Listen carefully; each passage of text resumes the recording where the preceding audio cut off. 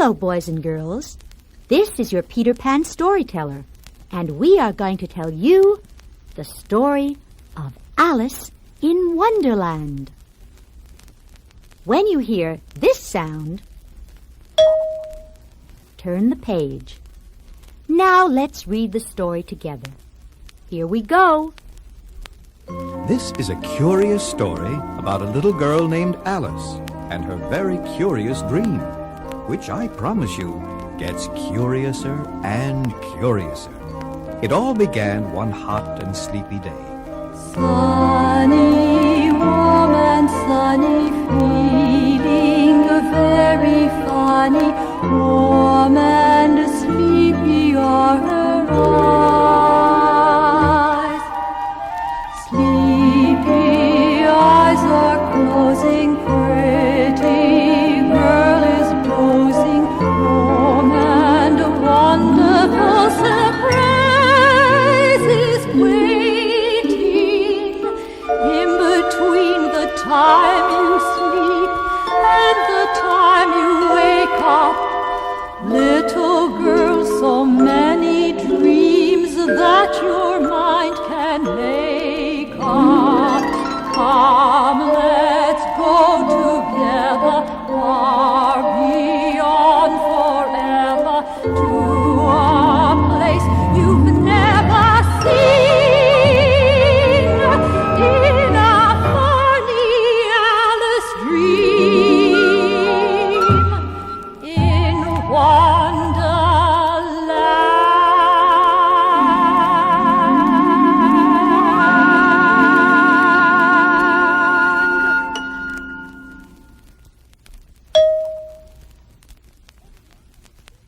Oh my, there goes a white rabbit. I've never seen a white rabbit wearing a blue necktie and a brown jacket before. Oh, my ears and whiskers. Oh, my ears and whiskers. It's getting late. And I've certainly never seen a talking white rabbit who had a watch or a pocket to take it out of. Where in the world is he going in such a hurry?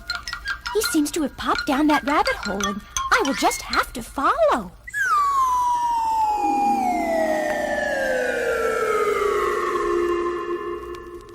Now, I told you that this would be a curious story, and so you will just have to believe me when I tell you that Alice did not give one thought to what might happen if she followed the white rabbit.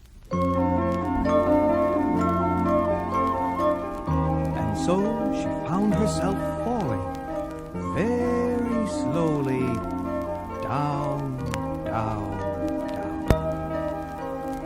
Down, down, down I'm going, where I'll land no knowing, must be someplace far away.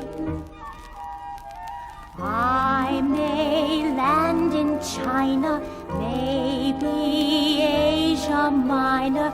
If I do, what will I say?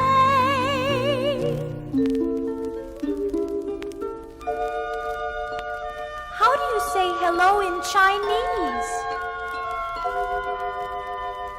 I wonder if all the people will be walking around upside down. What a funny feeling, this head over heeling to a place I've never seen. Could this only be a dream?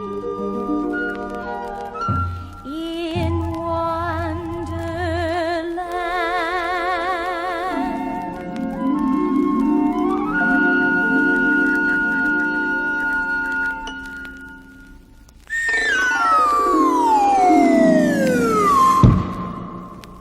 Well, I've landed someplace.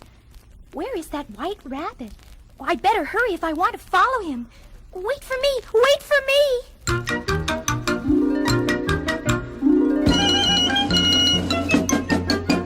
Oh, my ears and whiskers. This has been a day.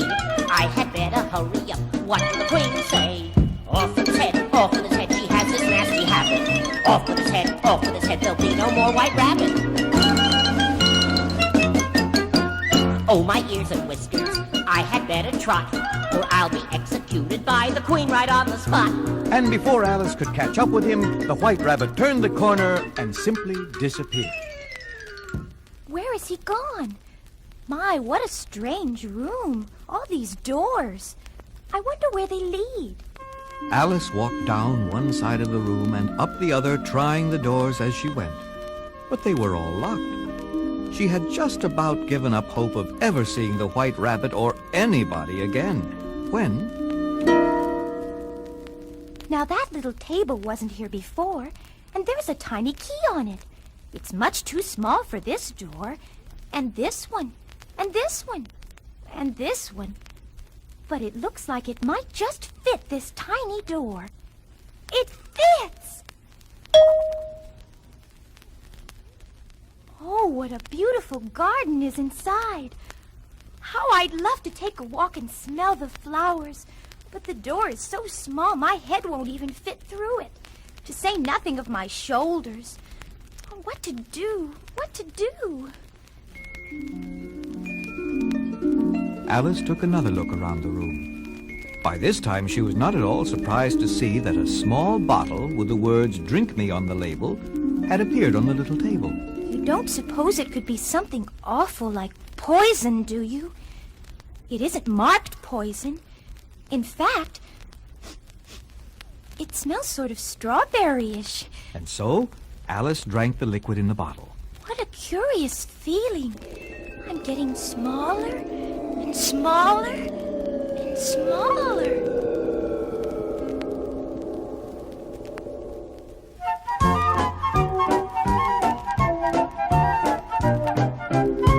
What a curious thing to drink something, and when you are done drinking, what a curious thing to suddenly find, that you are shrinking.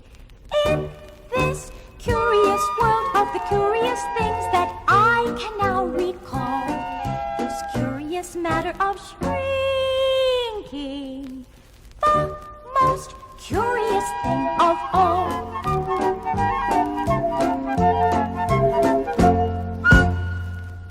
How do you think you would feel if you found that you were only 10 inches high? Oh, I hope I don't shrink any more. For if I get any smaller, I'll go out altogether, just like a candle. At least I'm just the right size to go through the little door into that beautiful garden. But where is the key? Oh, I've left it on top of the table, and I'm so small now I can't reach it. Poor Alice. She was the right size and the wrong size, all at the same time. What to do? What to do? As she sat down in the middle of the room, Alice found a little box under the table. Inside the box was a small cake on which the words "Eat Me" were spelled out. If I do eat this cake and it makes me grow larger, I'll be able to reach the key on the table. And if it makes me grow smaller, I can creep under the door. So either way, I'll get into the garden. Well, here goes. Alice, as you can see, had gotten perfectly used to curious things happening. She took a nibble, then another, until... Oh, there go my feet. I'm growing so tall. Goodbye, feet. Who will tie your shoes for you in the morning? Don't get lonesome. I'll send you a present for Christmas.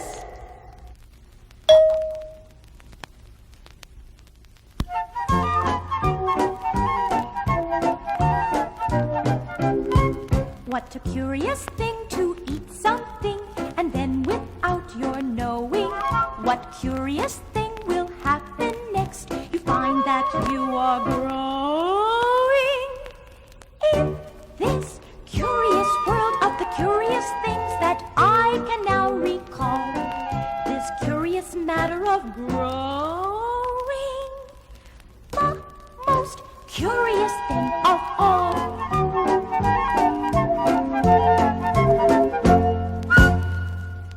How do you think you would feel if you found that you were 9 feet tall?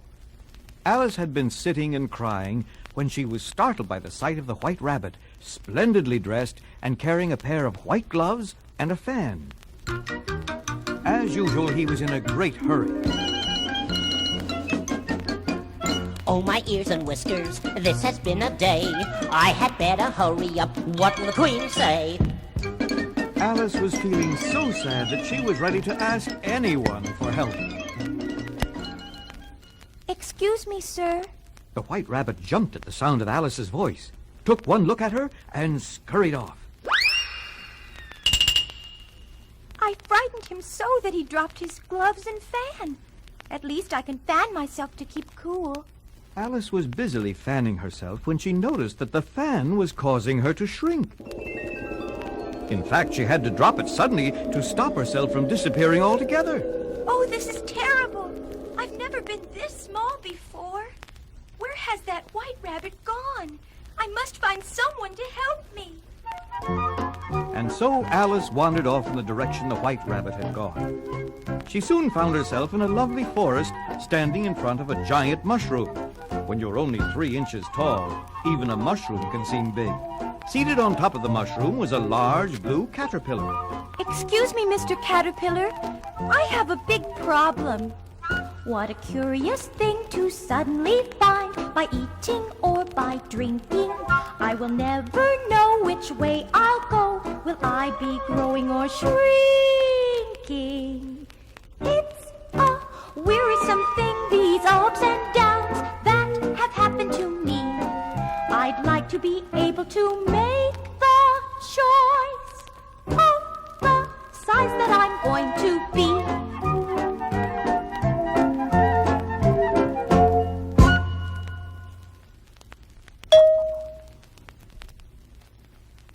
Make a choice. Young lady, did you ever think of what a problem making a choice can be? If you were me and you had 40 or 50 legs, and you had to decide which one to move first when you got out of bed in the morning, you might never get anywhere. Now, your problem is a very simple one, and can be solved very easily.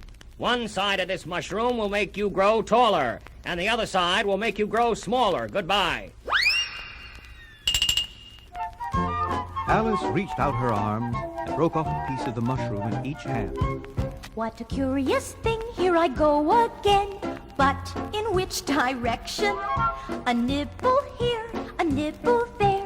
What is the right selection?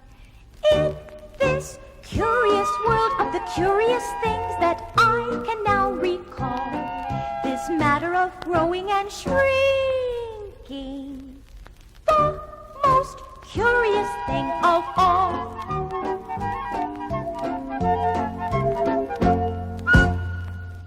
As soon as Alice had nibbled herself into a bigger size, she felt much happier and decided to take a look around. It looks like this table is set for a tea party, and I would love to have some tea. Now turn the record over, and we will continue on the other side.